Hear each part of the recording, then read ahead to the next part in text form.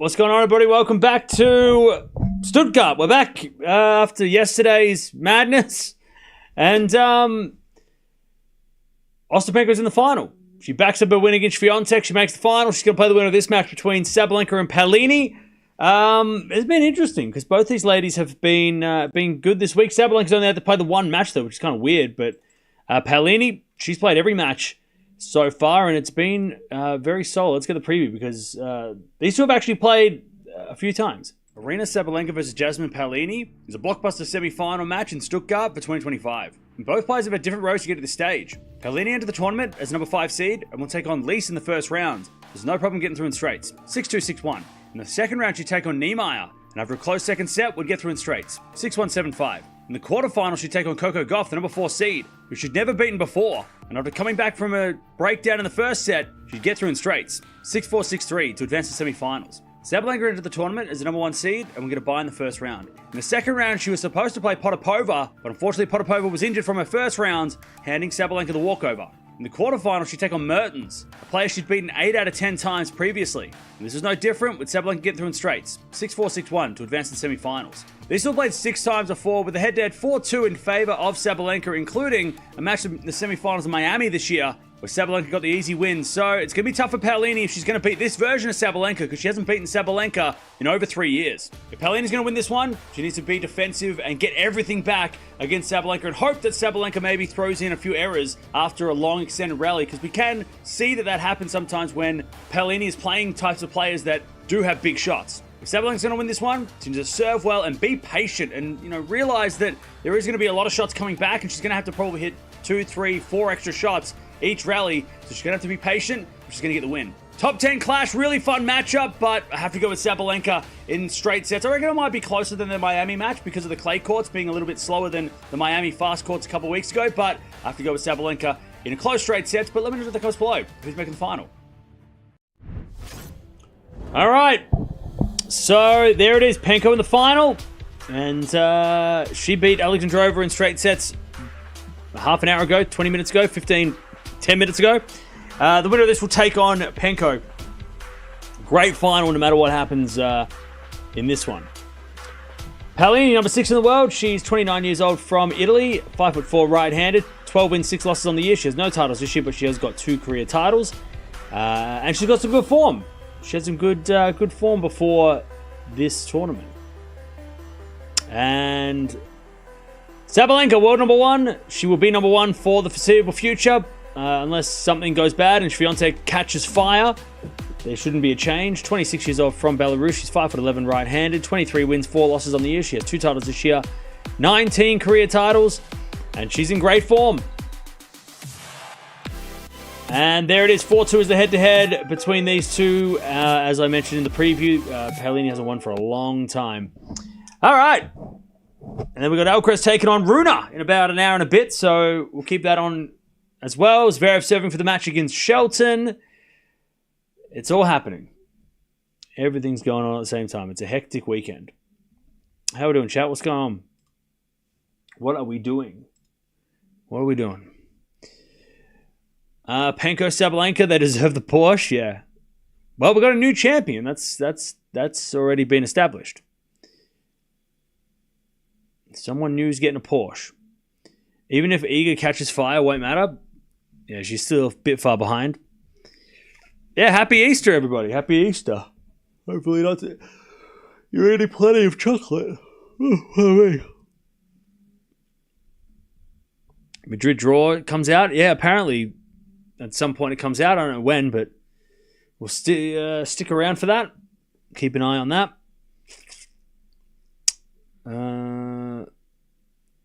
What an interesting few days of tennis it's turned out to be. Yeah, it's hard because, obviously these tournaments matter, but they're also not massive. But they're 500s, right? They're not 1,000s. They feel like thousands. The 1,000 tournaments are coming up next week, where Madrid and Rome are going to be the ones that truly matter. But yeah, this week's always a strange one because we come off Monte Carlo, which is obviously very, very important, and then this match. These tournaments are kind of like, does it matter if you win Barcelona? Yes. Does it matter if you win Stuttgart? Yes. But also, it's more important to win the other tournaments, right? It's a weird week, especially because there's like just so much going on, right? There's so many tournaments happening all at the same time. It's pretty hectic. Probably one of the most hectic weeks of the season. I think Munich will give Zverev some confidence. Well, he's 2 points away from winning. But good work from Shelton to get the final. That's pretty incredible that Shelton was able to make the final.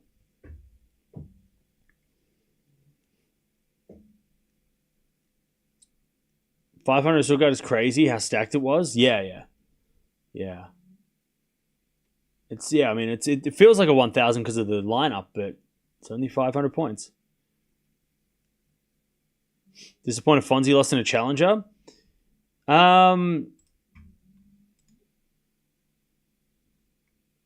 When? Did Fonzie lose today? I thought he was playing Madrid. I don't know why would he be playing today? I don't know. Is Fonseca playing? Why would Fonseca be playing today?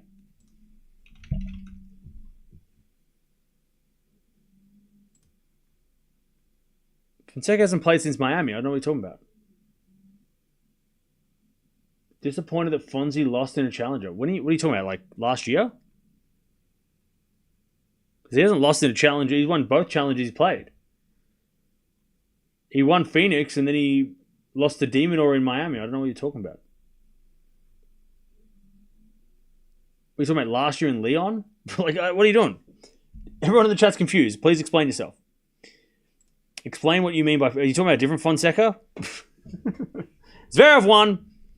Zverev won. By the way, Paolini's going to serve first in this one. She's going to have to serve well. Do you think it's going to be 2-0? Yeah, I think it's going to be Sabalenka in straights. Close, but straights. Zverev won. Yep. Zverev won. He went and won the tournament that he was favorite at, so that's good. Hopefully that helps. Again, great for Shelton to get the final, though. Love that for him. If Alcaraz loses Zverev's number 2, right? Yes.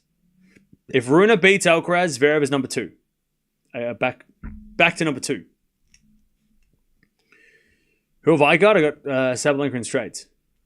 Close. Straight sets. Paolini won against Sabalenka like a long time ago.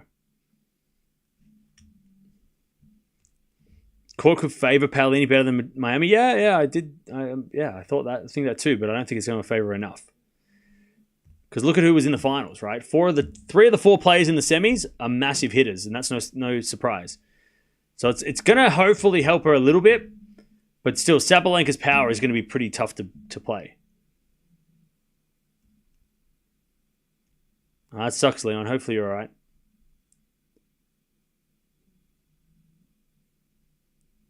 Cam, what do you think about the Sabalenka phone pick yesterday on the court? Yeah, that ball was in. That ball was in. How does that ball not in? It just didn't leave a mark on the line. And the umpire, that ball was clearly in.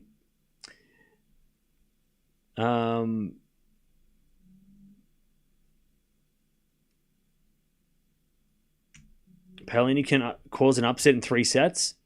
Yeah, look, if Sabalenka's not playing well, for sure. There's for sure a chance. This court is favouring big hitters. Coco, a surprise loss. Yeah, Coco was winning that match too. I was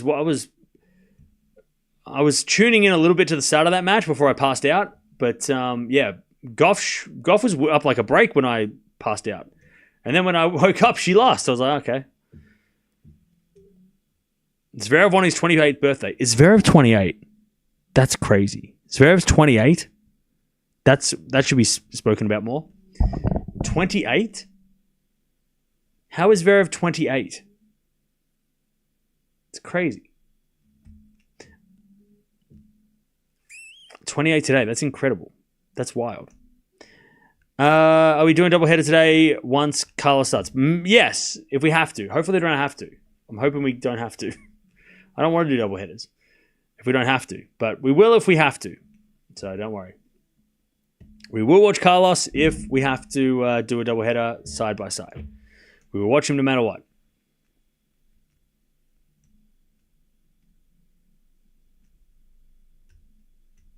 All right.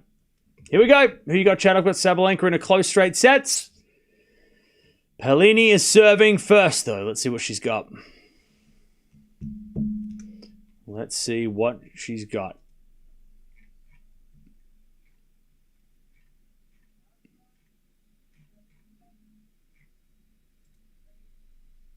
All right. Paolini serves.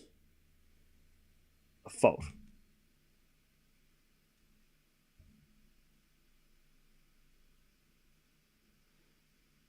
As for you to return from Sabalenka, that's a winner. Serve's going to be important for Paolini, as it has been for all players that play these players. But that was too short, that serve. I'm seeing that Fonseca played and lost to a Brazilian. Sorry, did I misread that? I have no idea what you're... Where? Mike, tell us where and we can clarify. Like, that's... I don't know what you're talking about. As our forehand goes out? Was that out? I don't know if that was out or in. Fonseca didn't play. I don't know what is going on. Anyways, love 30. Good shot. Love 30.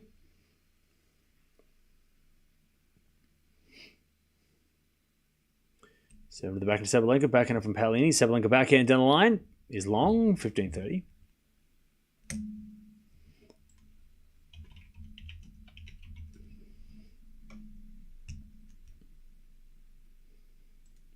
Oh, I know what you've done.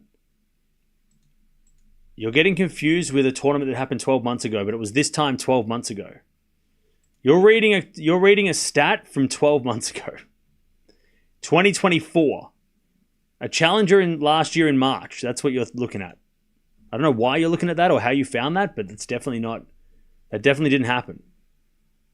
Yeah, somebody posted a video that was from a match 12 months ago. Yeah, that's confusing. Anyways, 30-0. Yeah, fair enough. That's fair enough. No, you're okay. It's okay. I thought, shit, did he play? I thought we missed him. You got me all worried about, we could have watched him if he played, but he didn't play. It was 12. That was an old video. 4-4 rally, 30-0.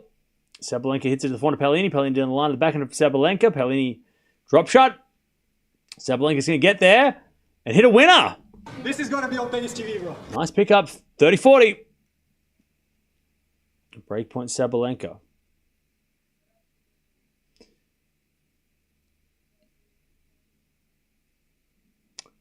$30-40.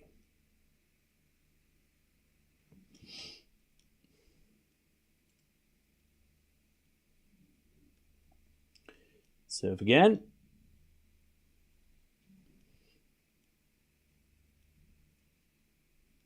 Here's a fault. Second serve.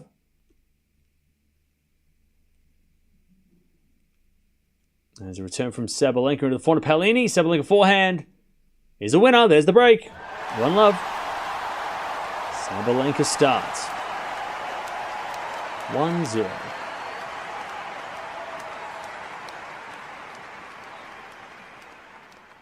All right.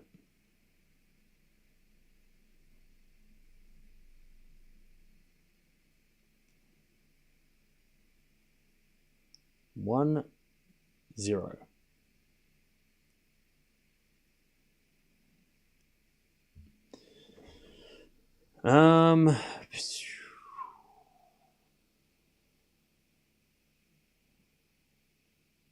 Tournament guy says how happy he was that it was upgraded to a 500. What, Munich? Yeah. Hopefully it brings more, they get more players next year. I know they were unlucky because a lot of players pulled out last minute, but hopefully next year they get a strong field. It's probably good that Zverev won. A top 10 player played that and he won. If it was a random player, maybe people wouldn't have paid attention. But because Zverev won a 500, it's going to be more, people are going to talk about that a bit more, I think. And I think it might even entice players to play. If Zverev's the top seed and you see Shelton in the final, not saying that that's not a good thing, but players that are playing in Barcelona might say, hey, I might get an easy 500 points over here. I might go play that instead next year. So it might not be the worst thing that... It's probably good for the tournament that Zverev won because being a top 10 player, he won. But also might not be the worst thing that there weren't very many good players playing, like not very top players playing. You know, it was Zverev and then like a drop off because everyone was playing Barcelona. So maybe next year, you know, Casper Ruud or Holger Rune or, you know, a lot of these players might say, you know what, I'm going to go play that tournament because if I get to play, you know, Ben Shelton in the final, I might get the win, especially if you're a clay courter, right? Against, you know, some of the Americans. So I don't know. I feel like some players might benefit from jumping over to Munich next year, like Tsitsipas maybe, or maybe someone like who else played this week that didn't do so well? Yeah, I don't know. I feel like Munich might get some players because it looks easier to get 500 points, right, than it does to play Barcelona, which is way more stacked. Anyway, it's 15-all.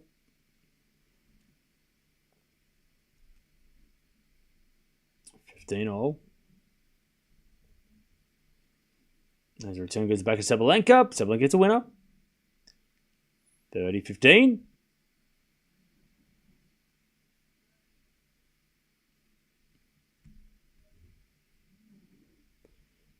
Alcaraz, yeah. I don't think Alcaraz will ever leave Barcelona. But I'm saying some players that might think it might be easier to get points. Because Munich and Barcelona side by side are worth the same amount, but in terms of the draw, it was much easier there was much more opportunity in Munich. Like in the quarterfinals, you had you only had 3 seeded players in the quarterfinals. So yeah, like Humbert, Shapovalov, they lost. FAA lost. Fritz and Hurkacz withdrew, which helped, and Lehechka also withdrew. 40-30. Mensik lost early, so yeah. Whereas in Barcelona, you had Demonor, Alcaraz, Fils, Tsitsipas, Rune Ruud, and then Hashanov and Fokina are the unseeded players, but Rublev and Tiafoe are the only 2 players that were unseeded that made the quarters. So if I'm Alex de Minaur or if I'm, Stefanos Tsitsipas, I might be thinking, or even Rublev, I might go play Munich next year because I might get a better chance of making it further, you know, especially if Barcelona is going to be stacked every year. 2-love. And you won't have to play Alcaraz in Munich. So that might be the extra bonus. You can avoid Alcaraz by playing Munich. Yeah, Shelton was smart. I mean, he got, it wasn't easy though. Shelton did have to beat some clay quarters, but he earned those points. But, still, making a final of a 500, he wouldn't have made it that far in Barcelona if he had to play against some of the guys the guys we talked about this week.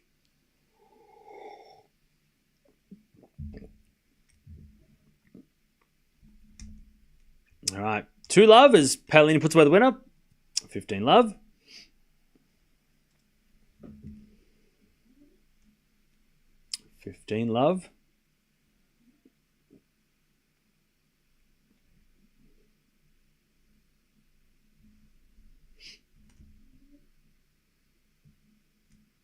And a bit of serve again.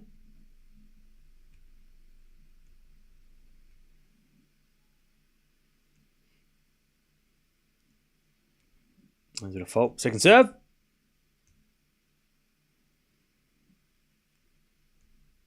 Second serve. Backhand return goes into the backhand of Paolini, but Paolini hits a wide 15-all. 15-all.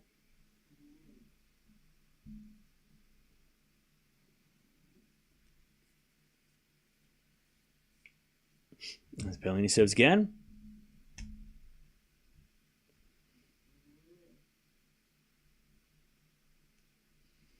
There's a bit of fault from Paolini. Second serve.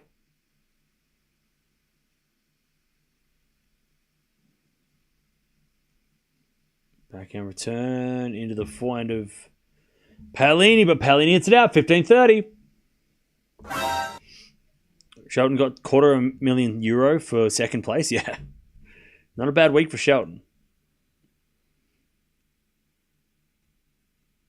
Clay court Shelton. Hey, Andre, thank you for becoming a member. Welcome back for another month. Appreciate it. 15-30. 7 to the back into Sabalenka, return the net, 30 all. 30 all.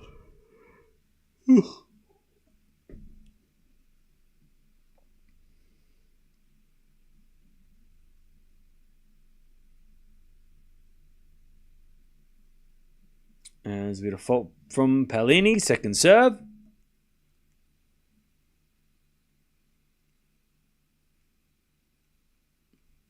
Second serve, Sabalenka smacks a return wide. 30-40.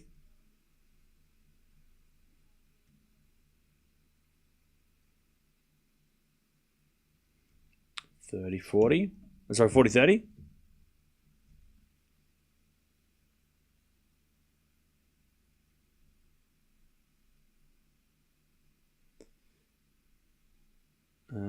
Fault, second serve.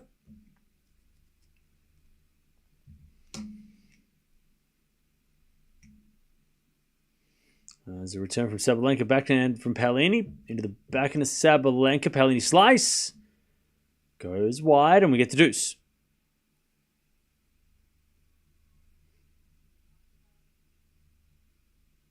We get to deuce.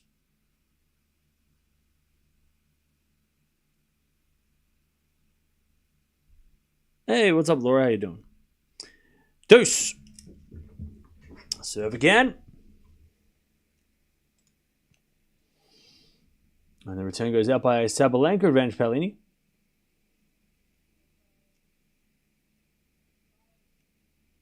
Advantage Paolini.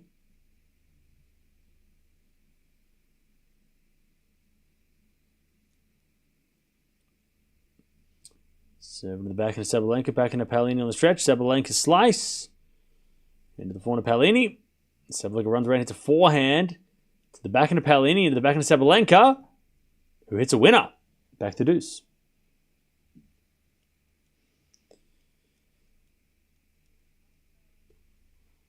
Back to deuce.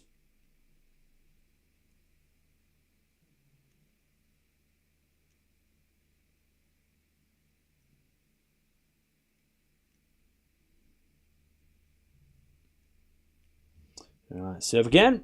In the back of Sabalenka, return goes into the forehand of Paolini. Paolini's out though, and it's advantage Sabalenka for a double break.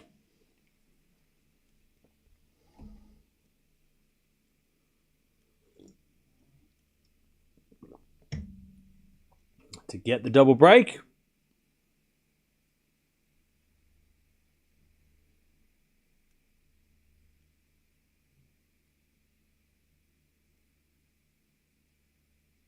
As the return goes in, the slice of Paolini. Paolini hits it out though, 3-love. Sabalenka with the double break. 3-love.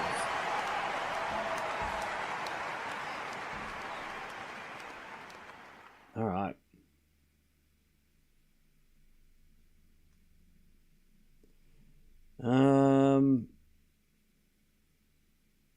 Bad matchup for Paolini, yeah. Yeah.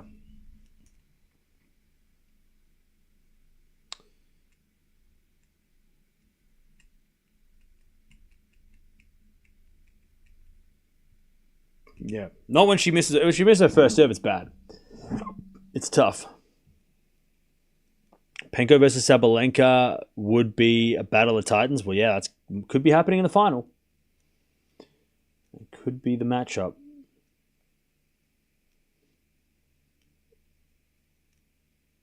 But Paolini fights. We can't count her out. She fights.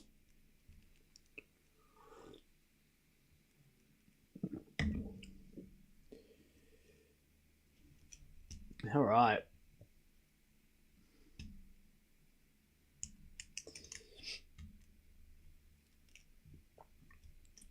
Paolini always seems to struggle against Sabalenka. Well, she did this year. She's only played her like once a year for the last couple of years, but I mean, the start of the year when she played in Madrid and Miami, that was a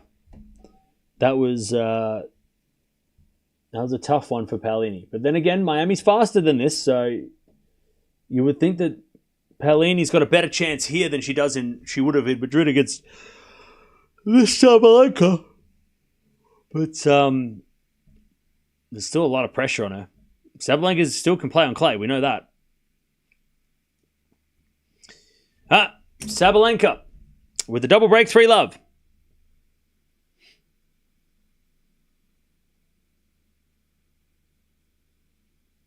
There's a bit of fault, second serve.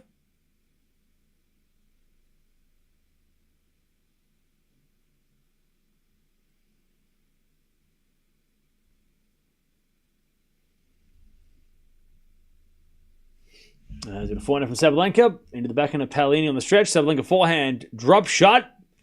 Paolini gets it with an easy backhand winner though. Love 15.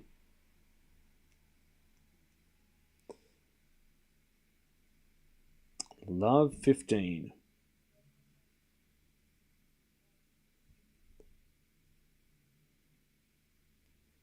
Love 15.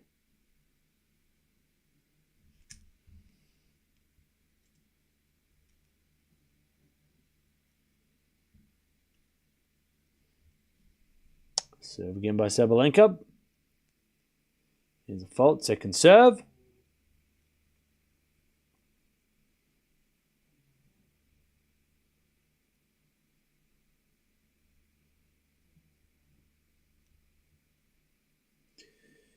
Return goes into the backhand of Sabalenka. Paolini backhand to the forehand of Sabalenka.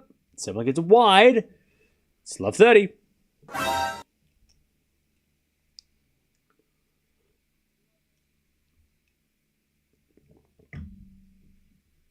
Love 30.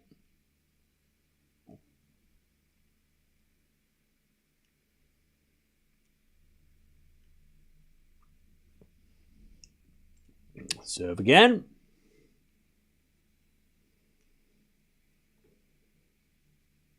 As a fault, second serve.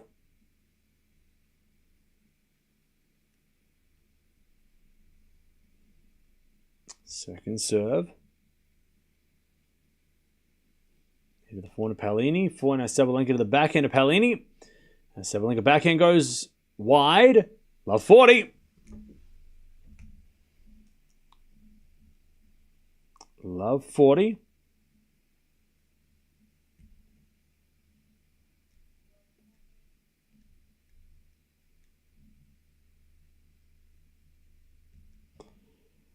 Love 40. And the return goes out by Paolini, 15-40.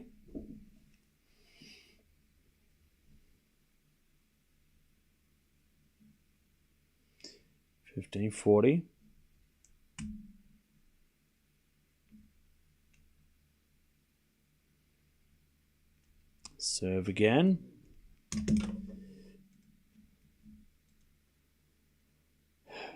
$30-40. Paolini still has a break point. Sabalenka saves 2. 30-40.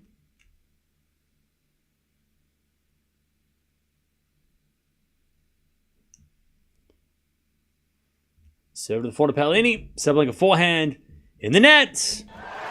Paolini gets one of the breaks back. 3-1. 3-1.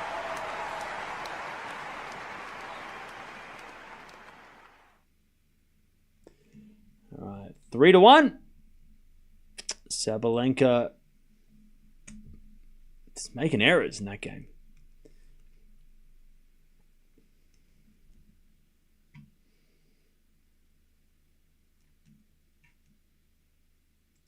As Paolini serves the back of Sabalenka, return the forehand to Paolini. Sabalenka into the forehand of Paolini. Again, the forehand of Sabalenka. Paolini backhand cross. Sabalenka gets there with a slice. Into the forehand of Paolini slice. Sabalenka backhand cross into that Paolini backhand. As Sabalenka on the stretch goes wide. 15-love. Now, Paolini was down a break against Gauff yesterday in the first set. Came back to win. So, she knows what to do.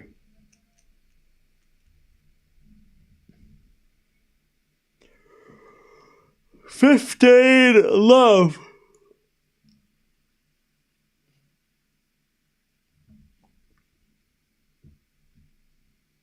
$15-love.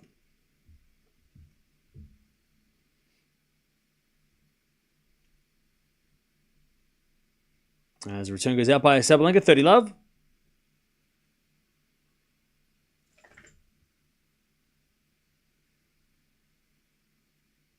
Serve again.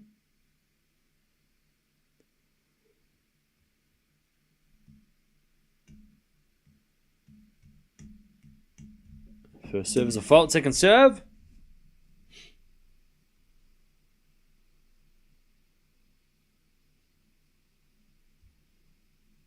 As a return goes in, and then Paolini in the net with a slice.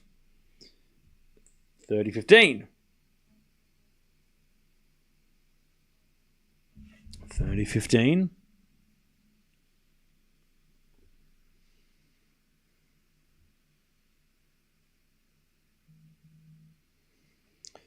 Paolini serves again. A fault. Second serve.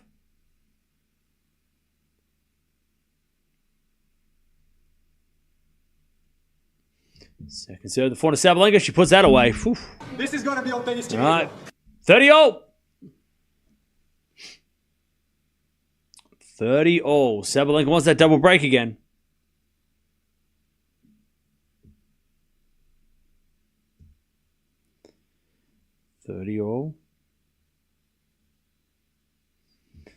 Serve in the back into Sabalenka. Return. Into the forehand of Paolini. Sabalenka into the back into Paolini. To the forehand of Sabalenka. There's Paolini backhand. To the forehand of Sabalenka. But it's out by Sabalenka. 40-30.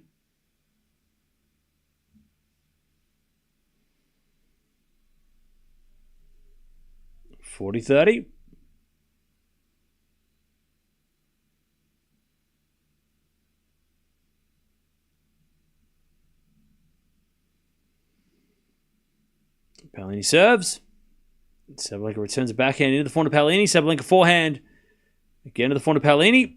Sabalenka slice. Into the forehand of Paolini. Sabalenka forehand of the stretch. Goes long. Paolini holds. 3-2 Sabalenka with the break. 3-2.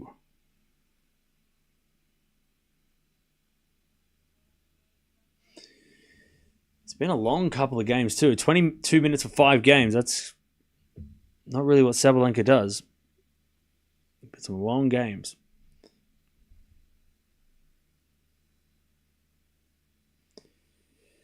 All right. 3-2.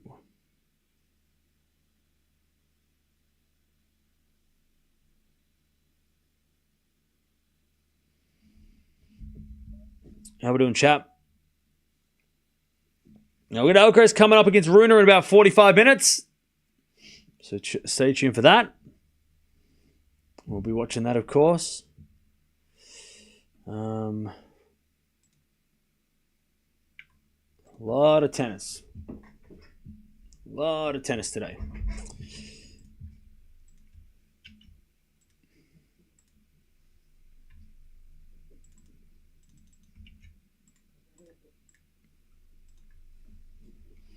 All right. Zverev played insane today. That's good. Hopefully he can maintain that next week in Madrid. Domi gave Zverev a car. That's crazy. That's crazy.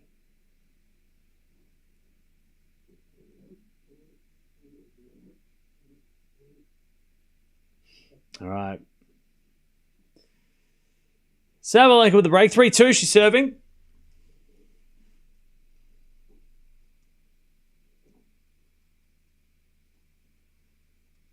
As Sabalenka serves into the forehand of Paolini. To the forehand of Sabalenka. Sabalenka goes cross-court again with a forehand winner. 15-love.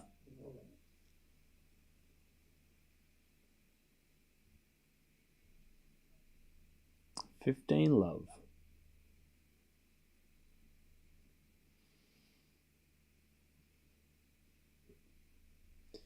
Sabalenka's already at 10 winners, by the way. Sabalenka serves a fold out wide. Second serve.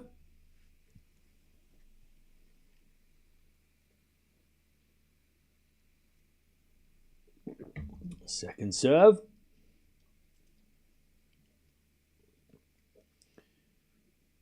Return goes back to Sabalenka. Forehand now from Paolini. Into the forehand of Sabalenka is Paolini forehand down the line. Sabalenka backhand cross. Paolini gets it. Into the back of Sabalenka is Paolini slice. Into the back of Sabalenka hits a winner down the line. 30-love.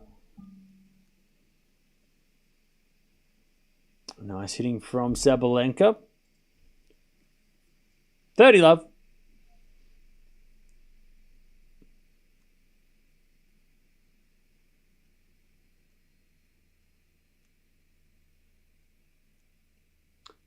Love.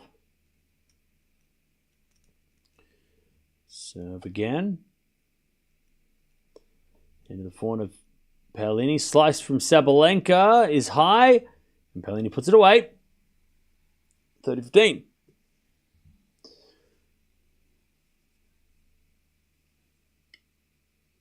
I have a light suspicion that the Barcelona final is going to be disappointing. It brings back my Monte Carlo final memories. Okay. Depends who you follow. I could see Alcaraz beating Runa kind of easy, but I hope I'm wrong. I hope it's close. But I could see Alcaraz winning easily against Runa, which could, that could be a little bit underwhelming. 40-15, by the way.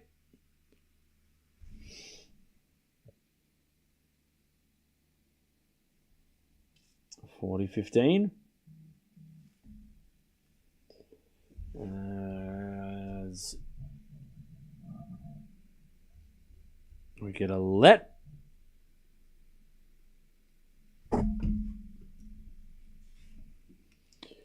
(40-15).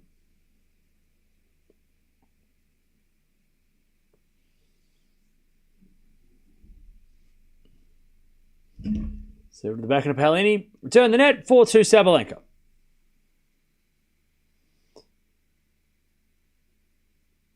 Sabalenka.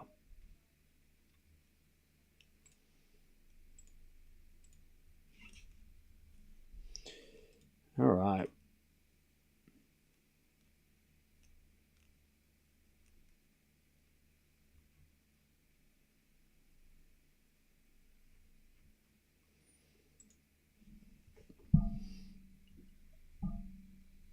Back to Paolini. As the return goes to forehand to Paolini. Back to Sabalenka is good. Paolini slicing the net. Love 15.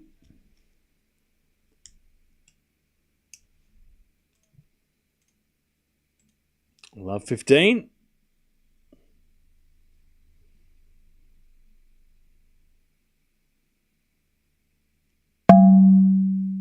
Serve again into the forehand of Sabalenka. Forehand from Paolini to the forehand of Sabalenka. Paolini backhand on the stretch.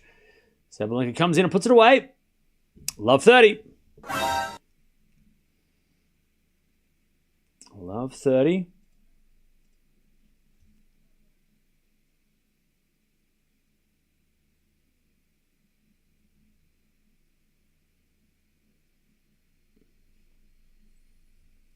Love 30.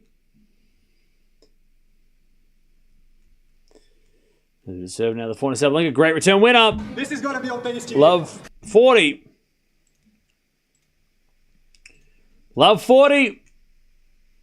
Sabalenka to get the double break and serve the first set. By the way, Paolini's got a new coach, Mark Lopez, I think won a gold medal with Rafa in doubles at the Olympics. Is that the same Mark Lopez? Chat, confirm. I think it is. As Paolini to win at 15-40. So that's who coaches Paolini now, as of this week, I think. Is it the same guy that won the gold with Rafa? That Mark Lopez, that one? I think so.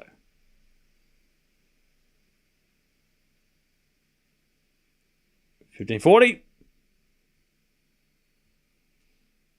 Serve to the backhand, but it's a fault to conserve. It is. There you go. As a return from Sabalenka to the forehand of Paolini. Sabalenka slice to the slice of Paolini. Sabalenka with the forehand down the line. Paolini's got there with a slice backhand. Paolini gets the point though. Sabalenka hits it long with a slice. 30-40.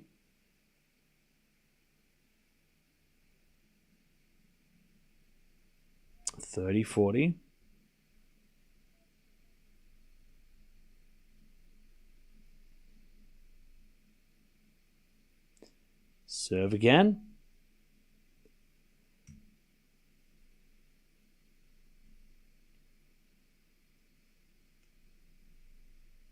Here's a let.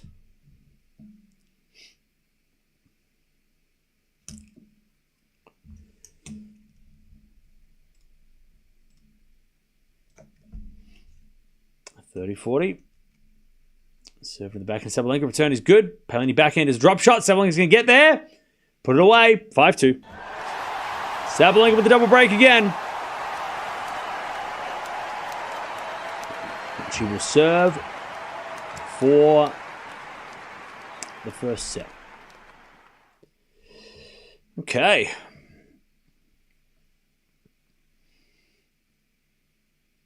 What's up, chat?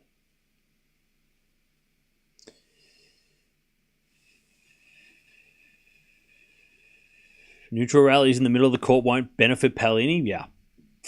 She has to be more aggressive. Or try and move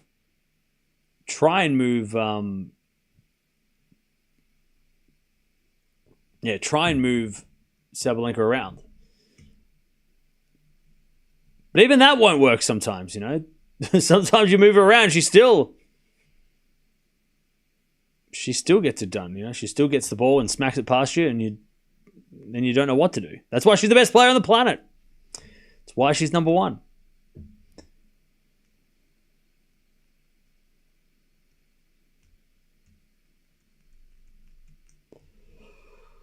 All right, 5-2.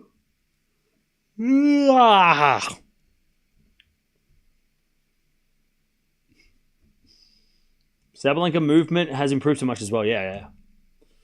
Exactly. Paolini her serve is not good. Well, it's not as good as Sabalenka's returns, right? So like her serve is solid, but it's just not good when you're playing Sabalenka because you've got to serve perfect. And that goes for even, Swiatek, who's number 2, right? I mean, anybody who, if you don't have a strong serve against Sabalenka, you're always going to have a tough day.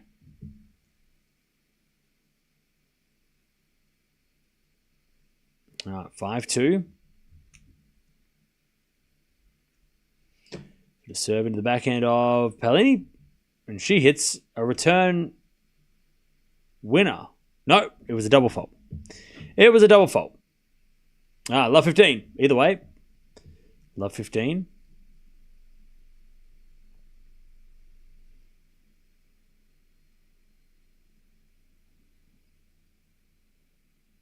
Serve again. To the backhand of Paolini. Return the forehand to Sabalenka. Sabalenka gets it out. Love 30. What is this? That's what happened when she broke the second time in the 3 love.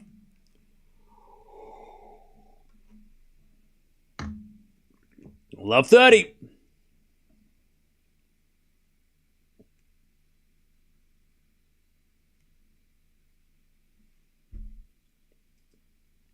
Love 30.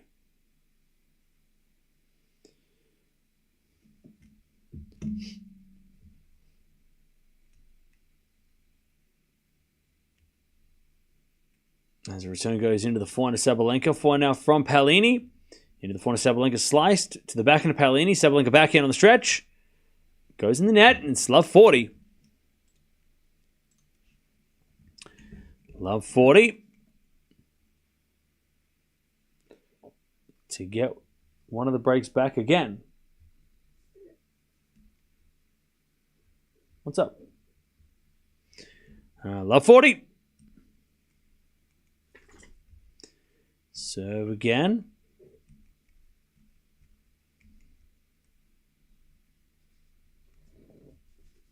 What is it, Mia? As Sabalenka serves. A fault. Second serve. Second serve. Into the backhand of Paolini. Sabalenka slice. Into the slice of Paolini. Sabalenka with a forehand lob, but Paolini's going to put it away. Break back. 5-2. What's up? What's up? Want to say hello? What's up?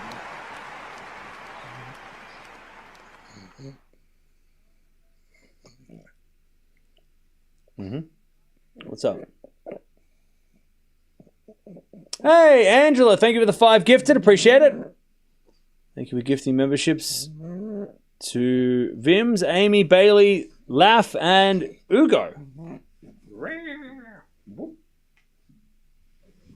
All right. 5-3. Paolini breaks one back. But she did that earlier. She's still in a break.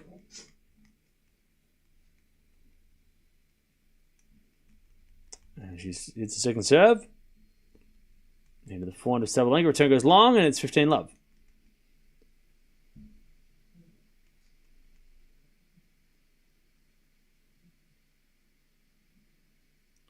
Love.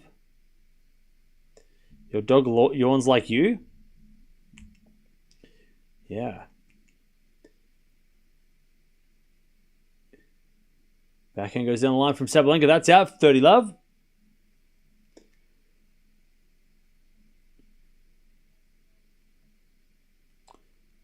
Love.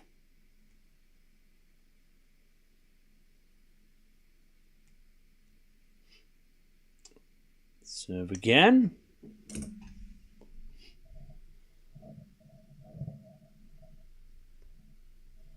As the return goes in by Sabalenka and Paolini couldn't get back. 30-15.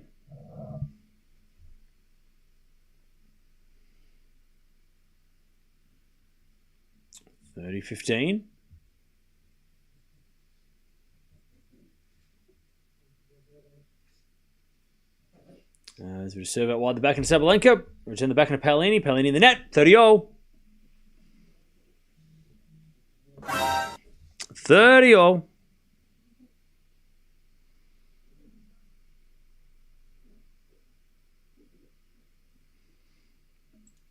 Serve again.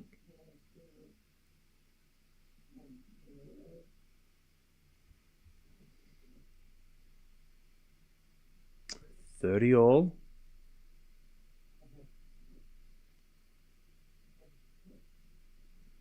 Serving to the backhand to Sabalenka. Return the forehand to Paolini. Sabalenka backhand cross. Goes long. 40-30. By the way, chat, this is an ugly match. Like, this has not been the best quality yet. And there's not been a top 10 clash in quality yet. But hopefully that'll change. As we're forehand now from Sabalenka into the forehand of Paolini. Sabalenka backhand.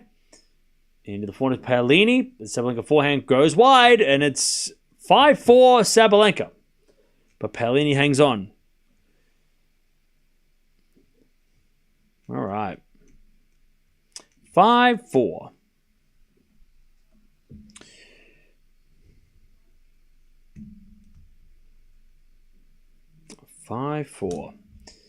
In 35 minutes. 38 minutes. All right, how are we doing, chat? Paolini is steadfast. Yeah, she did this against Gauff yesterday. She was down and then she came back. She fought back well.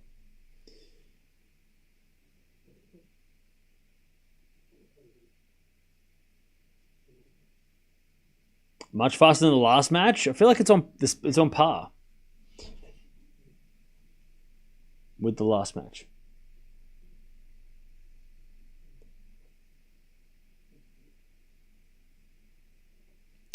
All right.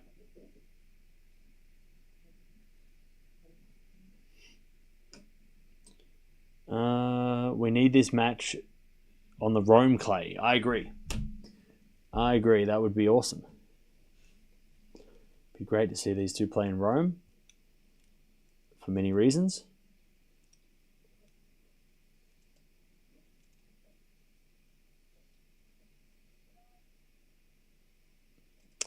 Okay.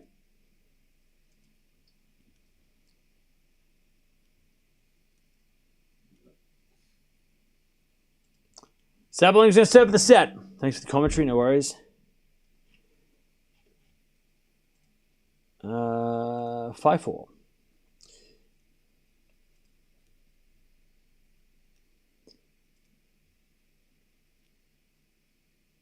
Serve out wide is a fault. Second serve.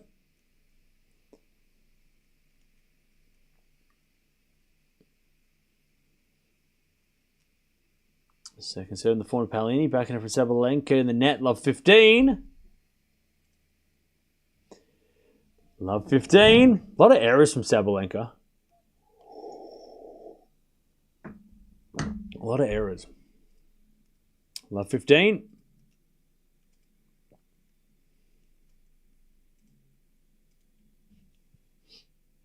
Serve again. To the front of Paolini. Return goes out. 15 all.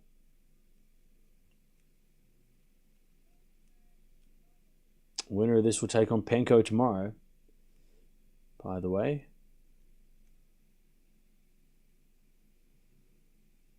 $15 all. Serve out wide as a fault. Second serve.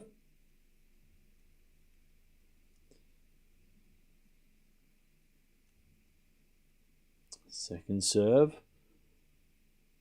Return goes into the forehand of Sabalenka, but Sabalenka gets a wide. 15-30. 15-30. Chance for Paolini to get back on serve. 15-30.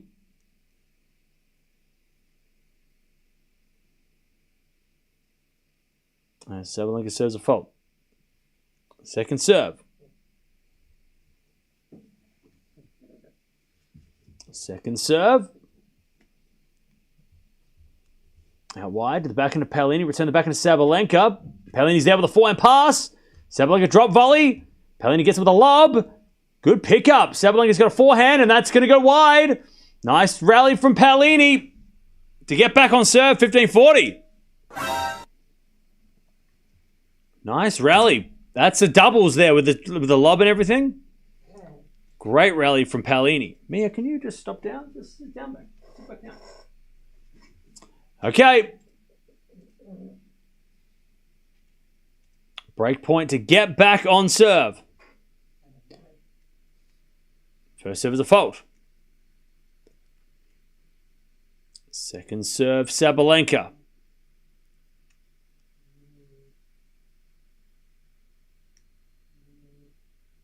Second serve. Double fault. Sabalenka's a 5-2 double break, and now we're on serve. All right. We are on serve in this first set. Paolini's back. Paolini is back.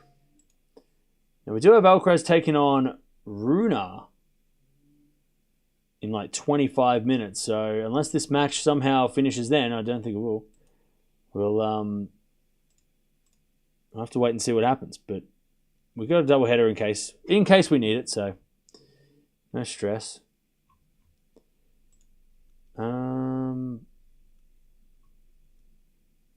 Also, the final of Ruin just started. I know Barcelona had doubles before it, but I don't think it matters. I think it's finished. So doubles is finished. So they're going to play on time.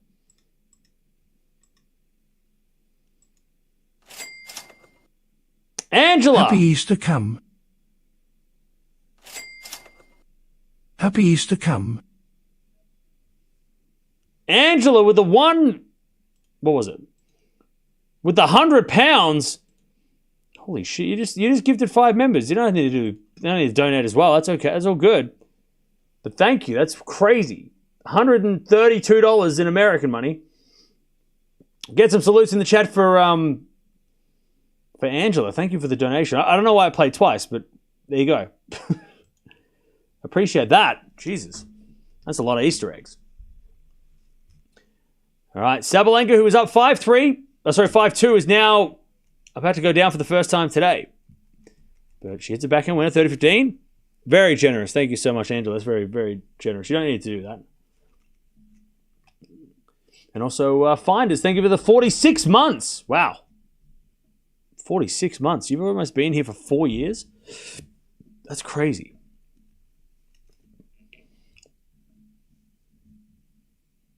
All right, 30-15.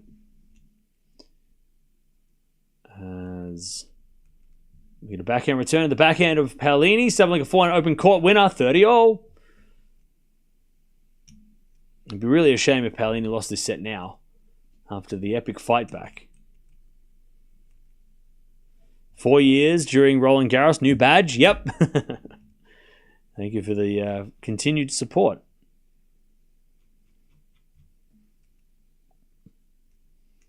All right, 30 all. 5 all. 7 to the backhand. Sabalenka return the forehand to Paolini. But Sabalenka's there with the backhand downline winner. 30-40. 30-40.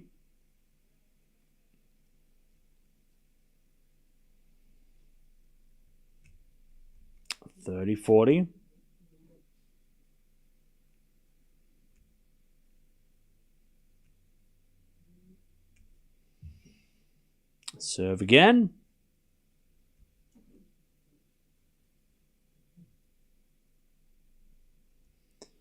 As the return goes into the forehand of Paolini. That's too good. Sabalenka too strong. And Sabalenka shrugs her shoulders like, why are we now doing this? Like, why couldn't we do this when it was 5-2? Either way, she's going to serve the set again. 6-5 Sabalenka. All right. Got family here, so lurking. No worries. Happy Easter to you and your family, Angela. When is the final being played? It'll be played tomorrow. This time tomorrow, the final will be on. Because they took the day off on Friday, so everything got pushed today. Which means that we have no days off between now and Madrid. We go straight to Madrid, which is a little bit of a... Well, it is what it is. But usually the first couple of days of Madrid are pretty boring anyway, so it only depends on who's the unseeded players. We'll see how the draw plays out, and then we'll make a decision. Because remember, Madrid doesn't start really until the seeded players play, which is sort of on Thursday, Friday. So things don't get serious until then anyway. But yeah. I'll tell you, chat, what is this, the third year now that we've got 2-week Masters? They're terrible. They're the worst. They suck. I think I don't think anybody likes them. Players included. It's just not it, you know? I think it's very, it's asking a lot of fans, I think, as well. Like, yeah, okay, it's demanding on players, but I think for fans, it can also be pretty, especially hardcore fans like us who watch every week, it can get a little bit much. They drag on a little bit. Be different if there was like tournaments every week and it was like bang, bang, bang, bang, different tournament every week. But with 2 weeks, it's like, now we're going to just slowly play Madrid for 2 weeks. It's like, okay. Yeah, drawn out's a word. Yeah. It's a little drawn out. Does it need to be 2 weeks? Do we need to? I mean, Monte Carlo was nice. 1 week, snappy. Alcaraz won. Great matches. We didn't need 2 weeks to have good matches, you know? But they'll do it until it doesn't make sense. And if it makes sense, it makes dollars, it makes sense, right? And until something changes, they're not going to change it. Wait, is this the third year they're doing it, by the way? Is it the third year, or is it started last year? I can't remember. I think it's the third year now, right? 1 second, chat.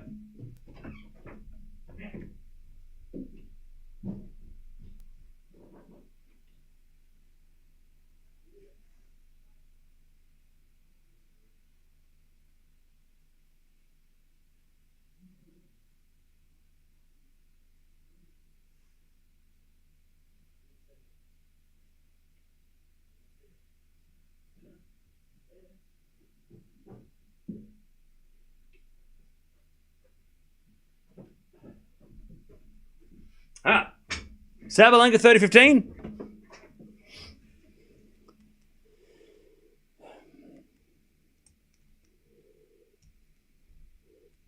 Sabalenka serves again.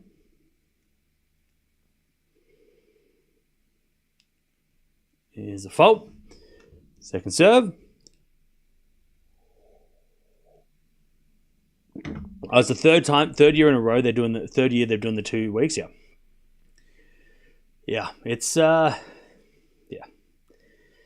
4-1 winner from Sabalenka, and she's got 2 set points, 40-15. Yeah, I know Cincinnati and Canada are going to be 2 weeks as well. Well, technically 10 days. I mean, look, the players don't like it, and I think if the players don't like it, if the players liked it and the fans were like, whatever, but the players don't like it, so there's more likely it's going to, well, If they don't like it, then maybe something changes eventually. Sabalenka gets the game and the set. 7-5. She finally shakes her racket after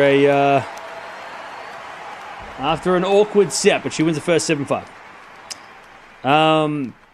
Yeah.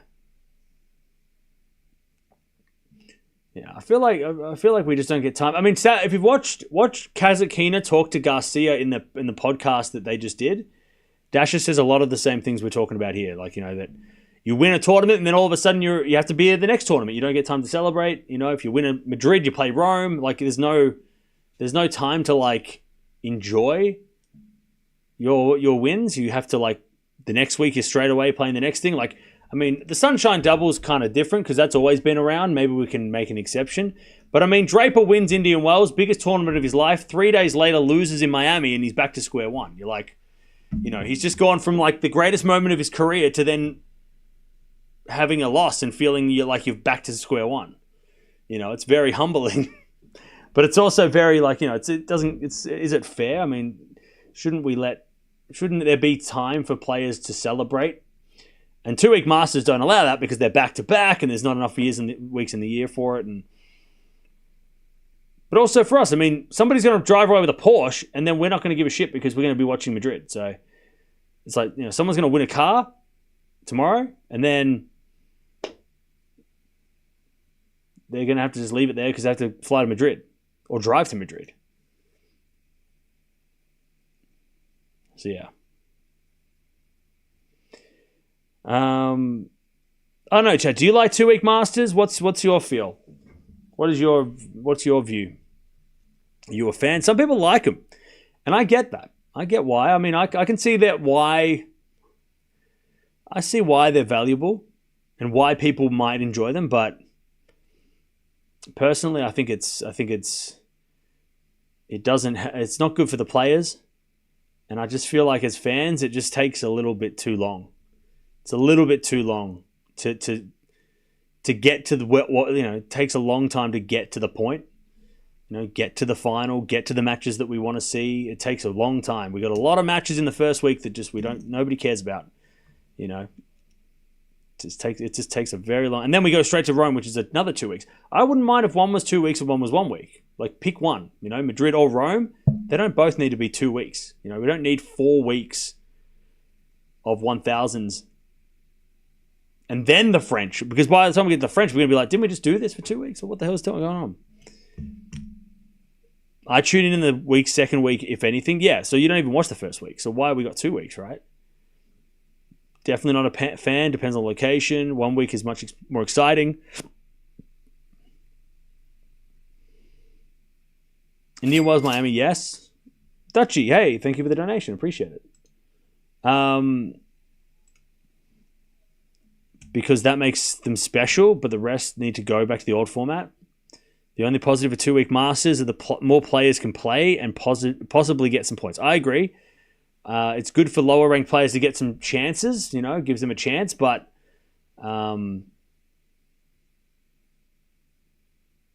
yeah. I do agree with that. You're right. That is a plus. If there were manageable breaks between them and they weren't more mandatory, I'd be down. Yeah. Is it a slice now from Paolini into the forehand of Sabalenka? Drop shot's good. Paolini forehand cross. Sabalenka lob is wide, and it's 40-15.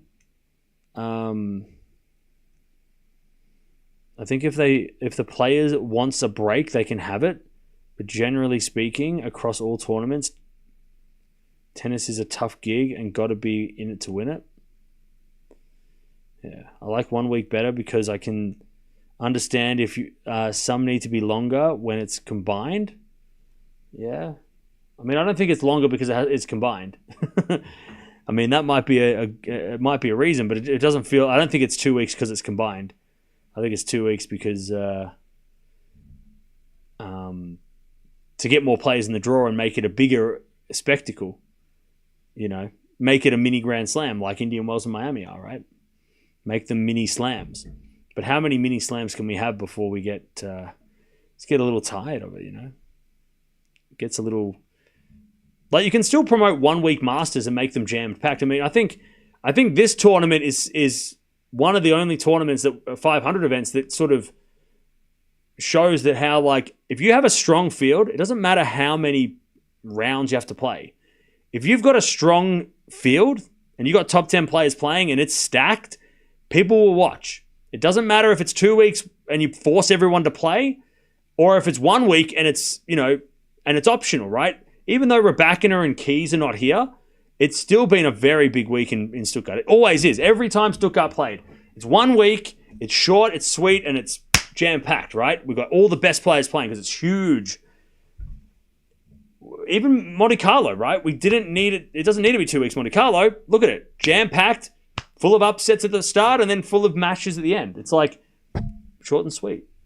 If Monte Carlo is 2 weeks, I mean, it would just be, again, it's like a slow grind, and clay court tennis is already a grind. We don't need to be, even slower, right?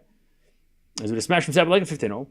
Anyways, that's just my thoughts. And I think a lot of people in the chat also agree that 2 week Masters are not as enjoyable as 1 week Masters. 1 week Masters are a little bit more enjoyable.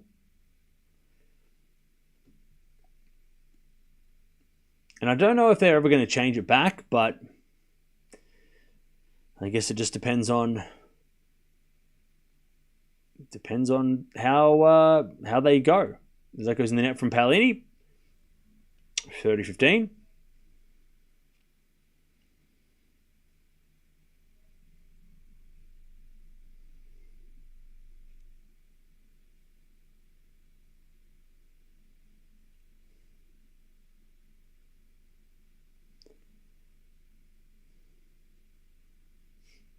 There's a bit of fault. Second serve. Second serve.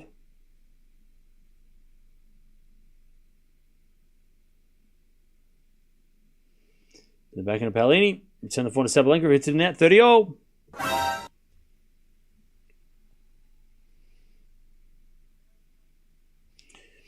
I feel bad for the grind of the tennis players. It feels like the grind takes away from the slam, sometimes with injuries. Yeah,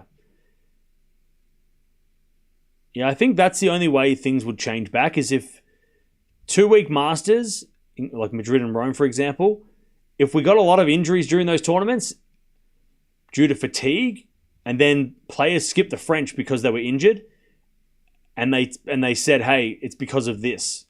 Like if we're going to the French Open and there's like a bunch of top 10 players out because of injury, because of overplaying, that's the only way I think it would be ever changed. And I mean, Sinner this time last year, Sinner was, in that position, right? His hip was a problem. He was pulling out of tournaments. He went to the French and he made the semis, but he wasn't 100%. And part of that was because he hurt himself in the off day that he was training. He was doing, weights training in these days off because he didn't want to just stay cold. At least this is what I think it was the story. And he got injured because he was training in the day that he had off because he was trying to stay relevant in Madrid, right?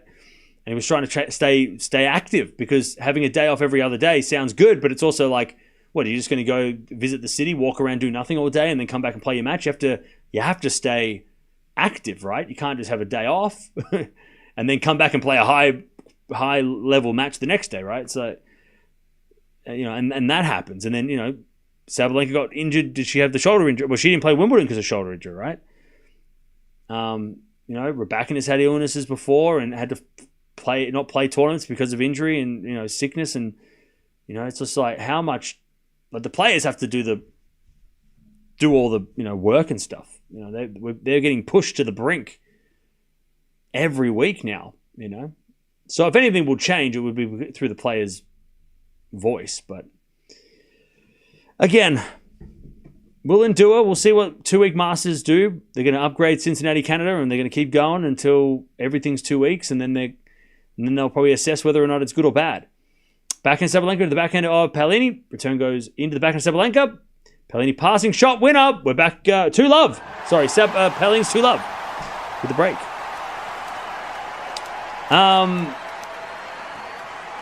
Yeah. But then again, look, maybe the ATP and WTA have this grand plan where they're going to extend all the Masters, but then they're going to start like having canceling tournament weeks, right? And going, okay, well, we're going to upgrade all the big tournaments and create this this 1,000 level tour, and then they're going to start like dropping off other events, and dropping out, having weeks where there's nothing and there's no tennis, after blah blah blah, right?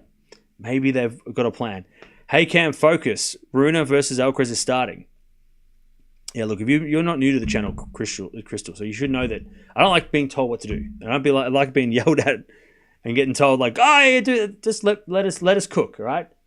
We're talking about 1,000 events. We're talking about tennis. We'll get to it when we get to it, all right? Don't you stress. We got this, all right? I know what we're doing. We'll get to it. It's going to be okay. They haven't started yet. And when they do start, we'll start.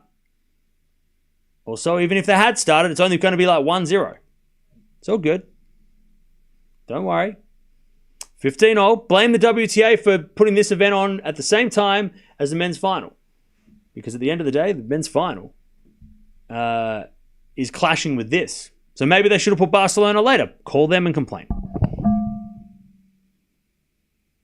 15-all. As the return goes out by Sabalenka, 30-15. –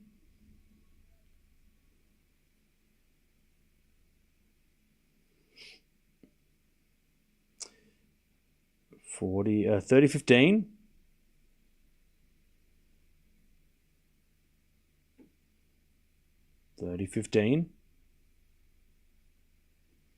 There's a bit of forehand rally. Sliced from Paolini as a lob. And Sabalenka with a forehand goes long. 40-15. 40-15. When's the Alcaraz match? I've made an executive decision. We're not going to watch it. We're watching this instead. We'll watch Rune and Alcaraz another day. That's made a decision. We're watching this, and Alcaraz and Rune's match we're going to skip because this is more important. 40-15. As Sabalenka hits a one, it's 3-love. Paolini in the second. Sabalenka's playing horrible, yeah. Impressed with Paolini grinding through her semi. Yeah, she's doing well. Mia, the boss, said no Carl. Yeah, she don't want to watch. We don't watch Carls. Rune Alcaraz is boring anyway. Like, come on, as if that's going to be good. Who wants to watch that? Come on now. I couldn't think of a snooze fest. You serious? What a snooze fest. Come on now. Boring. I want to watch good tennis. All right? Boring. I think we can all agree that Rune and Alcaraz are two of the most boring players to watch, and we don't enjoy them. We don't enjoy watching them at all. And we've never watched a good match between them, and we've never seen them play good tennis. Like they're two of the more generic, boring, error-filled players we've ever watched. Obviously, I'm joking about all of these things, and we're going to watch that now. So just calm down. Don't worry. All right, 3-love, by the way. Paolini in the second. She is cruising.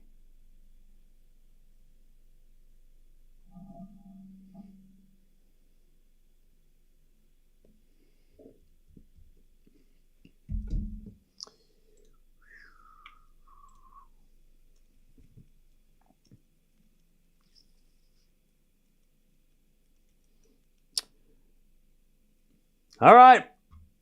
What's going on, everybody? We're watching 2 matches at once because some of the people in the chat were just like, oh, we're going to watch Alcaraz and Rune. Oh, okay, fine. Fine, we'll watch Alcaraz, Rune, I guess.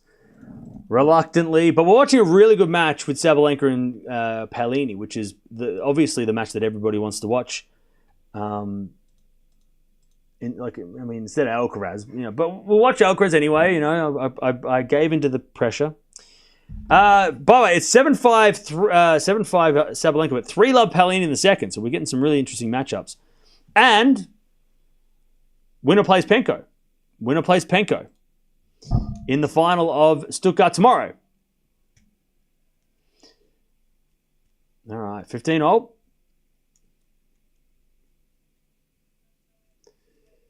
15-all.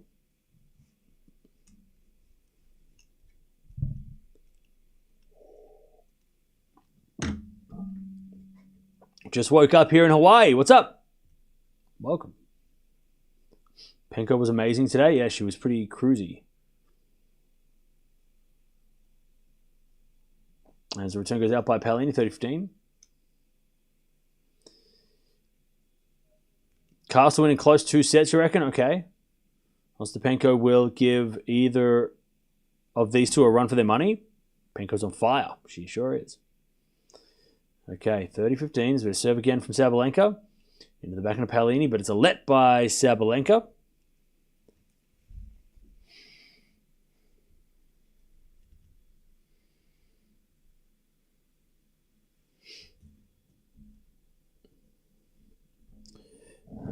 As we serve. There's a fault, second serve.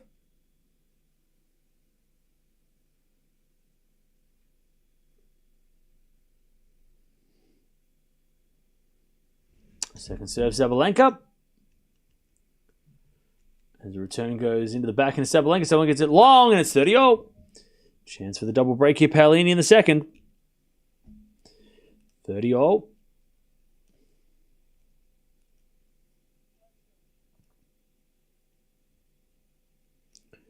30-all.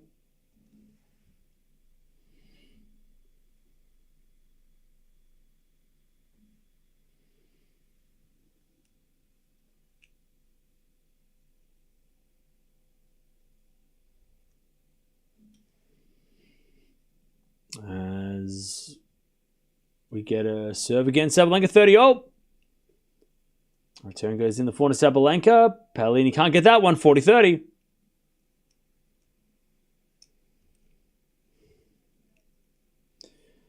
40-30. 40-30. Runa's about to walk out on court, by the way.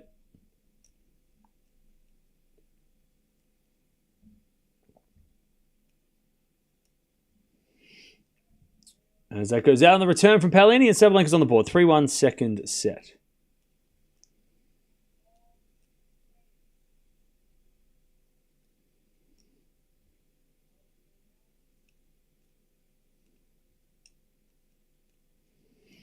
All right.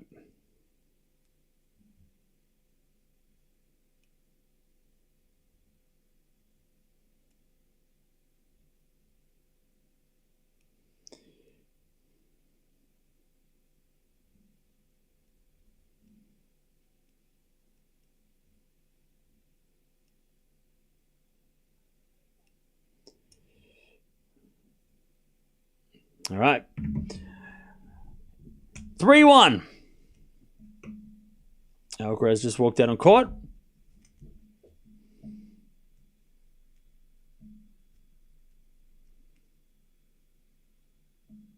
As with the backhand now to the backhand of Sabalenka. And Sabalenka in the net. 15-love.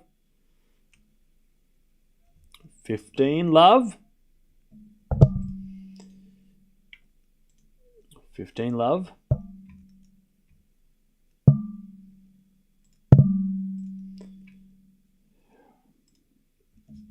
15-love. As with a backhand return down the line from Paolini goes wide. 15-all.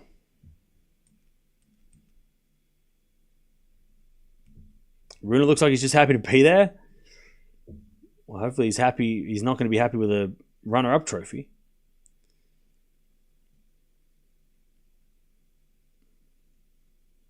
Serve again. As the return goes into the backhand of Paolini, backhand of Sabalenka, to the forehand of Paolini, and Sabalenka backhand into the backhand of Paolini, to the forehand of Sabalenka, Paolini backhand on the stretch to the slice. Sabalenka forehand cross. Paolini pass. Sabalenka volley. Paolini gets it with a lob. But it goes long. And it's 15-30.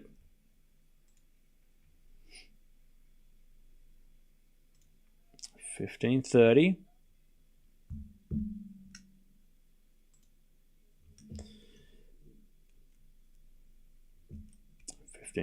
Serve again for Sabalenka, for Paolini.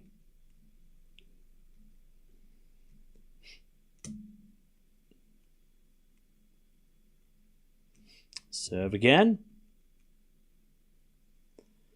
Into the forehand of Sabalenka. Forehand from Paolini. The backhand of Sabalenka. Slice the backhand of Paolini. Paolini hits a winner. No, Sabalenka says it's wide. If it's out, it's break points. What is that color palette? What are you talking about? And that was wide by Paolini. It's out! It's out! All right.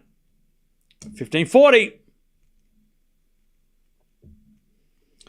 15-40.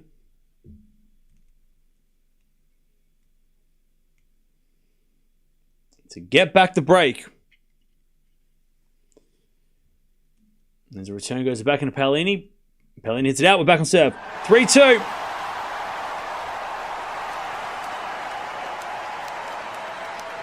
Sorry, I came in too aggressive, deleting that comment. Okay. 3-2.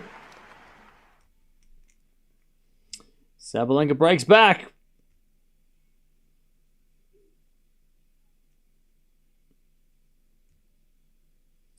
Sabalenka, it's been an awful match, and hopefully she wins. She's fighting back, so it's very good to enjoy being alive for as number 2 for a couple of hours before Alcaraz wins Barcelona. Well, you said it. I mean, let's see what happens. Does the Alcaraz Runa game start after Paolini and Sabalenka? I wish. It starts during, which kind of stinks, but we're here anyway. I was hoping that Sabalenka and Paolini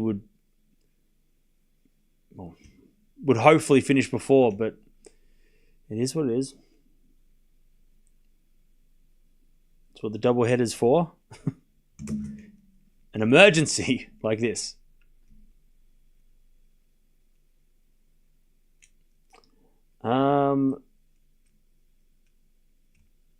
Yep, Sabalenka's number 1. Sabalenka's number 1.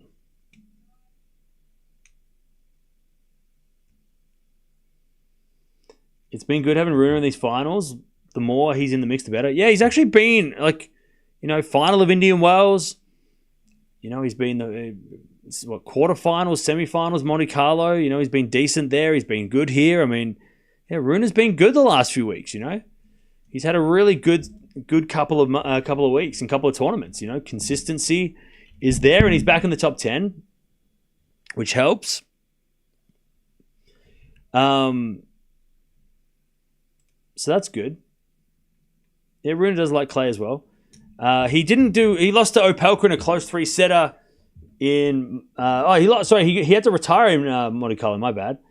But, Indian Wells final here. Close loss in Miami to Opelka, which is no shame in that. And then he had to retire against Borges. So, yeah, he's been 2 finals in 4 tournaments. That's pretty good.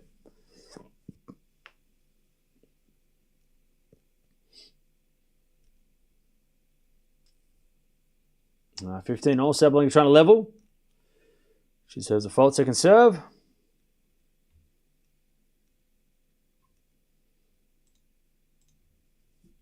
Second serve. To the backhand of Paolini. Sabalenka backhand into the backhand of Paolini. Sabalenka again, the backhand of Paolini. Is Sabalenka forehand in the net. 15-30. 15-30. Yeah, he did really well in Australia too, and lost to Sinner. And probably, I still think Runa was Sinner's worst opponent, hardest opponent for that entire tournament too. So, yeah, so Sinner he pushed Sinner the hardest physically against did Rune. So yeah, Rune. It's just a consistency thing for Rune because we know how good he is. He's this good, 30-all Sabalenka.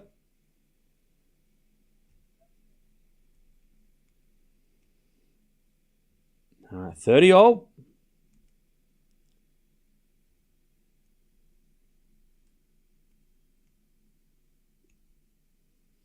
Rune's going to serve first, by the way. Who you got, chat? I'm going to go with Alcaraz in straights, but a close straight sets. Sabalenka serves. Into the forehand of Paolini. Paolini in the net. 40-30 Sabalenka. As she fights back. Winner of this plays Ostapenko in the final. And Rune losing the first point. Love 15.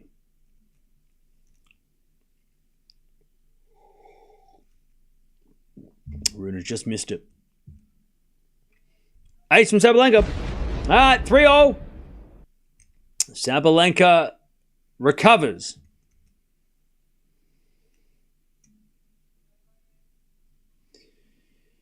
As the return from Alcaraz goes long, and it's 15-0.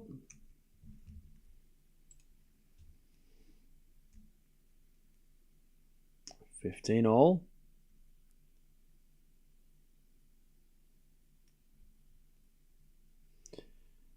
$3-all for Paolini's serve, and Sabalenka overhits it.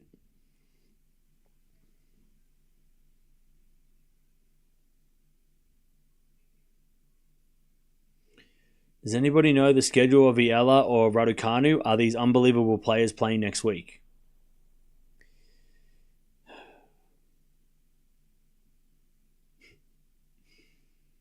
Rune hits it in the net, 15-30.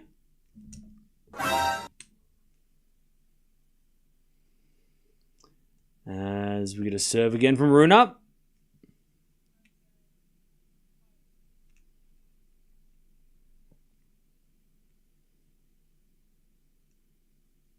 As that goes out in the return from Alcaraz, 30-all.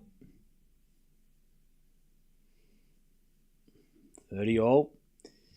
First game of the final. Do you still stick with Sabalenka in straights? No, actually, I've changed my mind because that's allowed. I'm going to go with Sabalenka in straight sets.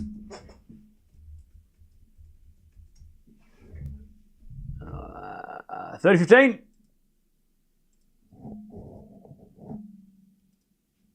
30-15. Paolini trying to get back the lead.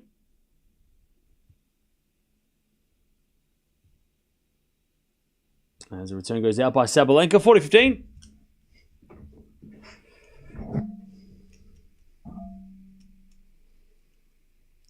$40-30, by the way. Rune to win the first game of this final.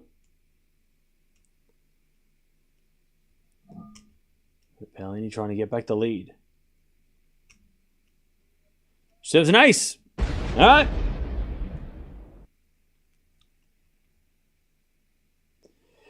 All right.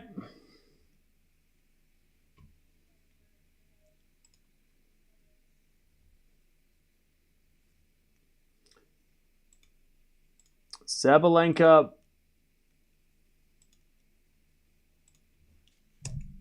fights back, but Paolini stays strong and stays in front.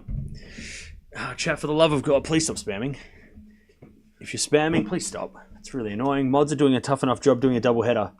We don't need you to also be a pain in the ass. Just please. Please don't spam. Not today. It's one of the reasons why I don't like doing double headers is because poor Deb has to jump from chat to chat. And it's just a pain in the ass for all of us. So just please... we're doing the double header because we want to watch both matches. But if people are gonna spam and just be a pain in the ass, just please don't. It's really hard work already. Don't make it harder for Deb. All right.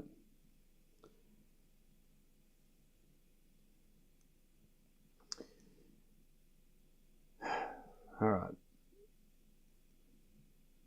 Alcaraz serving, 1-love.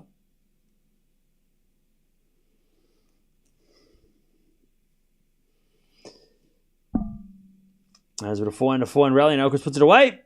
And it's 15 love.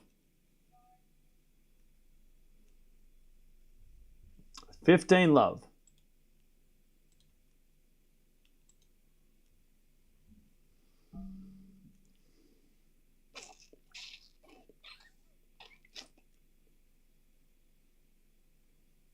Has Alcaraz ever won Madrid? Yeah, he's won it twice.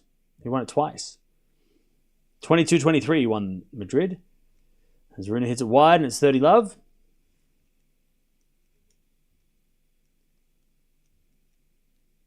Alcaraz.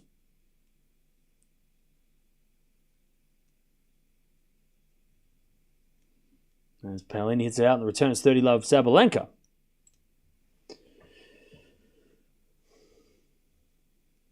$30 love.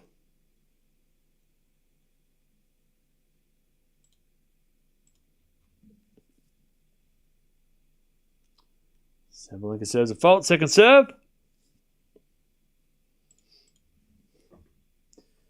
Second serve. To the back of Paolini. Slice Sabalenka goes wide. And it's 30-15.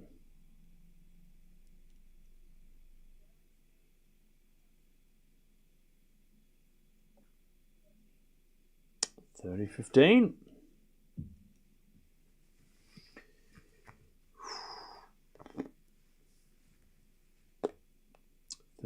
As Sabalenka serves again. A fault, second serve.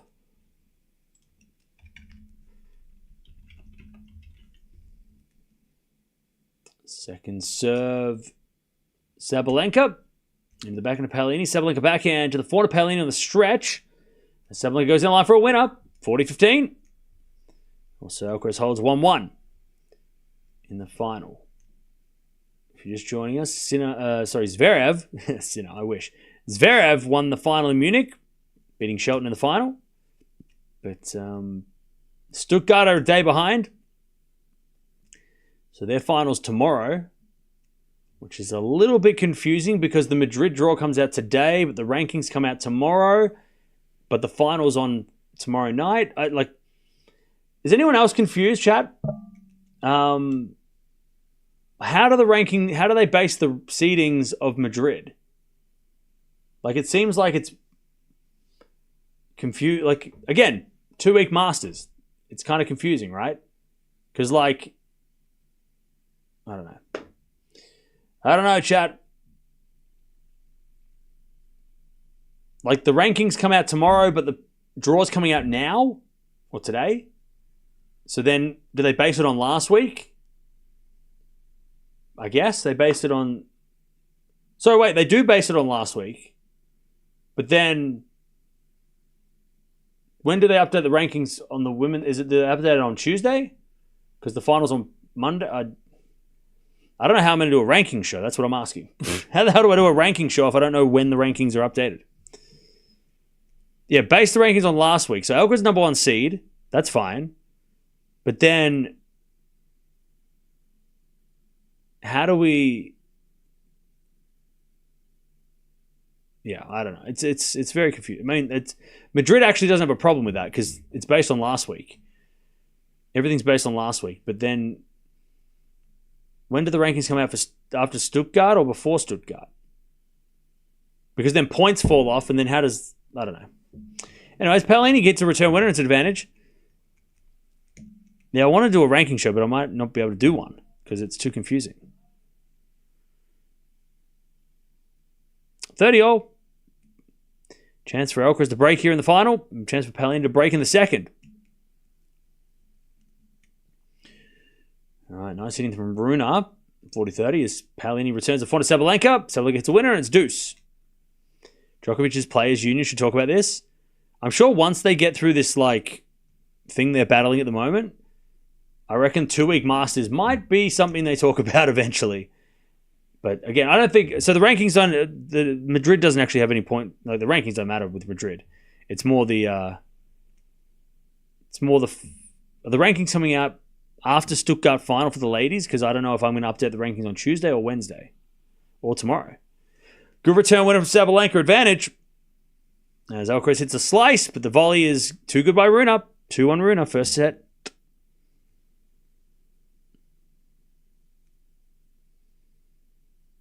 Munich had 1 top 10 player playing and Barcelona had 5. Yeah. But I think next year that'll change because I think a lot of top 10 players will find the value in playing Munich because it's worth a lot of points. And if you only got to play 1 top 10 player, that's a pretty good deal. It's got some good free points for some. I mean, I reckon we're going to get a lot more top 10 players playing Munich next year. Just because it seems it's better than playing Barcelona. You got to play harder competition, but you also played harder competition in Monte Carlo last week. So why do that twice? Why not get a bunch of points in Munich, which is worth the same, right? For maybe less competition. Slice lob by Sabalenka. Paolini gets it. Sabalenka puts up another lob, but it goes out. 15 love.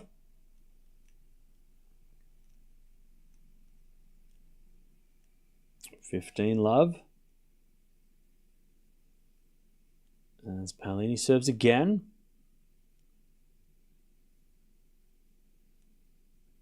They might play Barcelona because it's close to Madrid. Yeah, maybe.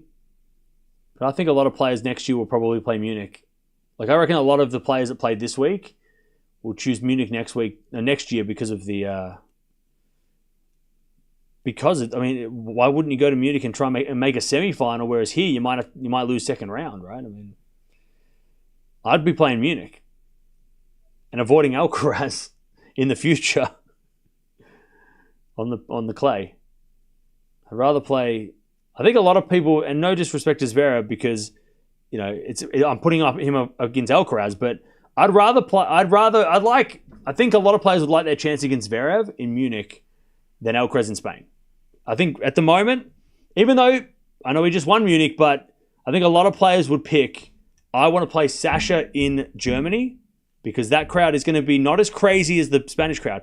But also, right now, Zverev, this week has kind of redeemed himself, but he was a bit vulnerable. Whereas Alcaraz was coming off Monte Carlo and playing in Spain, in Barcelona, forget that. So I think if you gave players a choice of, well, do you want to play this guy here or this guy here, and they're worth the same points, you take Munich every day. Because even if you do play Sasha, it might be in the semis and you still get, points. Chunk of points for that, right? So we'll see what happens next year if Munich gets a little bit more, it's a bit more stacked. It's going to have Zverev, we know that. Anyways, Sabalenka with a lovely volley winner. And also there's less German players in the men's side than Spanish players. So again, that might be an incentive, I'm less likely to play a really tough local. But in Spain, I'm probably going to play there's a lot bigger chance I'm going to play a local and the crowd's going to go crazy. So I'd rather take my chances in Munich. Especially when it's worth the same amount of points. When Barcelona was 500 and 250 for everything else, no brainer, you play Barcelona. But I feel like now Munich might actually be a bit more, I feel a little bit more enticing for those reasons. Anyways, 30-0. Sabalenka looking to get this break and serve for the championship. Sorry, serve for the match. God damn it. Why do we have Monday finals are stupid. I understand why they did it, but also, it's going to be so confusing. Anyways, 30-0. Serve. There's a fault by Paolini. Second serve.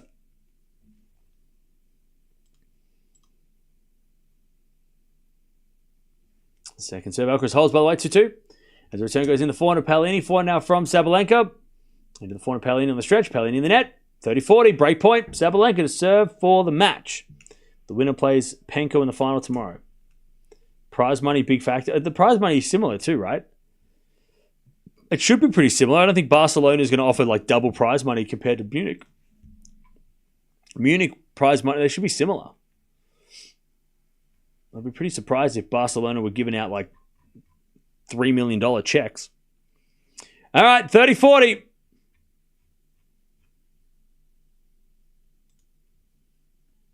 As the return goes into the volley of Paolini. Sabalenka forehand pass. Paolini in the net with the volley. Sabalenka's going to serve the match. Good hustle from Sabalenka.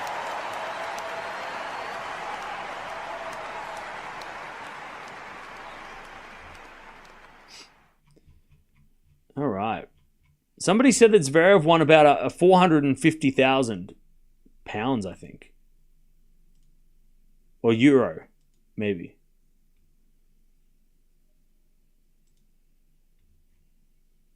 Which is similar to what Barcelona are offering. So I don't think prize money is that different in Barcelona.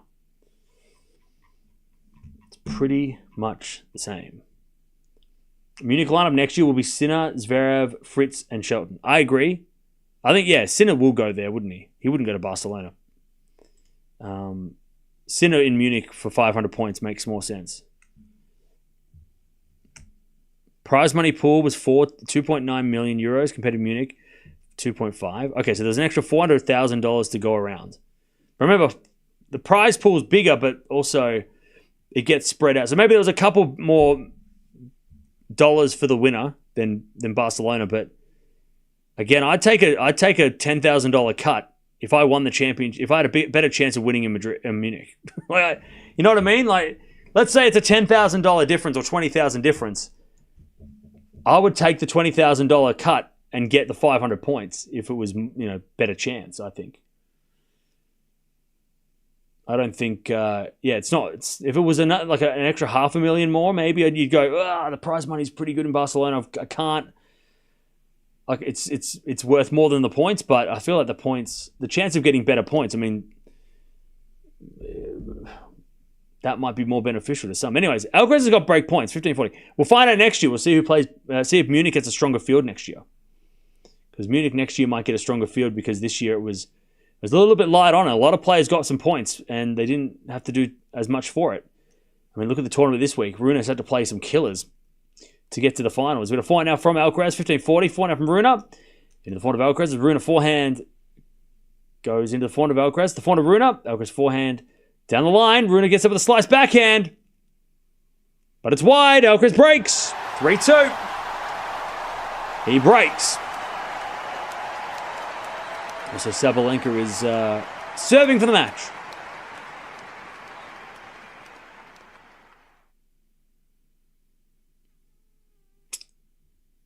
Love 15, Paolini.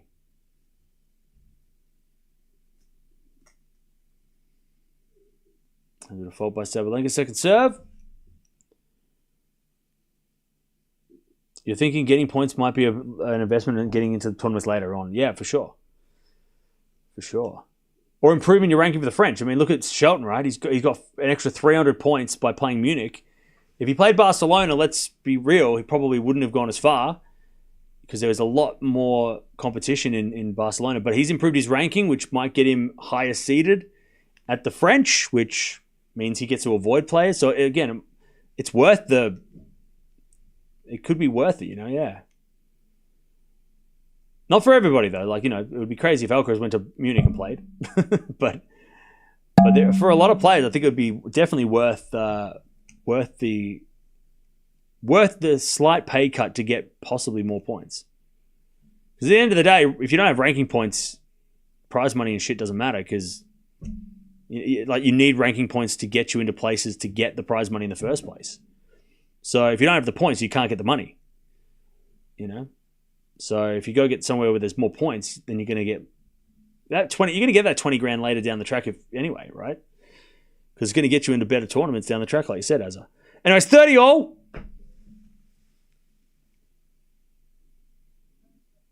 30 all. And we're talking about 20,000 for the winner, extra maybe if we're guessing. If you're in the first round, you probably get pretty similar prize money if you lost first round Barcelona as Munich, sorry. It's probably like an extra couple of $100 in the first or second rounds. But if you have better chances of winning those rounds, then why wouldn't you take it? Match point Sabalenka, 40-30. To take on Penko in the final tomorrow, and someone's driving out of here with a car. Somebody's taking a car home. 40-30. Sabalenka to get the dub. It's been competitive, but it hasn't been the highest quality top 10 clash.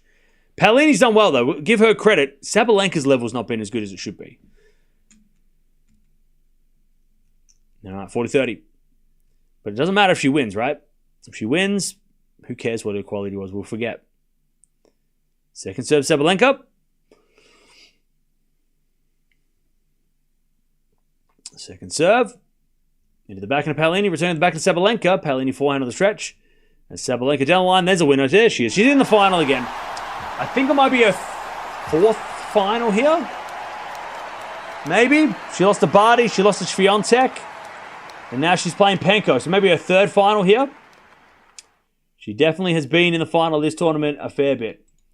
All right, GG's. Fourth final. She lost to Swiatek twice. And she lost to Barty. She didn't make the final last year. But she's in the final this year. Last year, she actually ended up losing in the quarterfinals to Vondrousova last year. So 4 finals in 5 years. That's pretty decent. But she just doesn't have that car. She wants that damn car. Give her the car. Give her the car. But Penko's going to want that car too. So we'll find out. GG's. Ostapenko versus Sabalenka tomorrow. All right, Runa's about to break back. We're going to merge the streams after this, so stay tuned. But good win by Sabalenka. Solid win. I mean, it wasn't her best quality match, but she won. She avoids a third, and she got the win.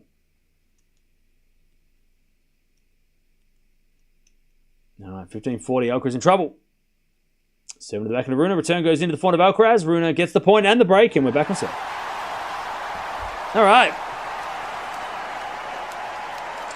We merge the streams to make it easy for everybody to understand, and also so we can read the chat properly. Jump on over here if you want to keep watching Alcaraz versus Runa. But good win. Sabalenka gets through. That's all that matters. She play Penko tomorrow, and we'll see who is going to win Stuttgart and drive away in a Porsche. But if you want to keep watching the final of Barcelona, jump on over.